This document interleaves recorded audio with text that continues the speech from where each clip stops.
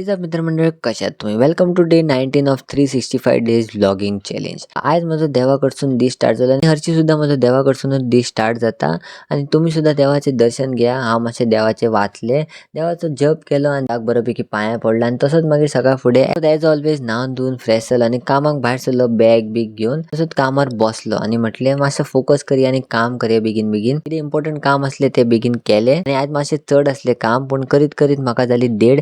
Direct म्हटले जेवपाक या. तसोच जेवपाक भायर सरलो बेगीन बेगीन आणि घरा वयतात आयज आमगे सिंपल जेवण आसलें, शीत कडी आणि कापां. हे सगळें जेवलो. सगळें जेवता जेवता म्हटलें तुमकां सांगया की टेस्ट एकदम जबरदस्त आसलो.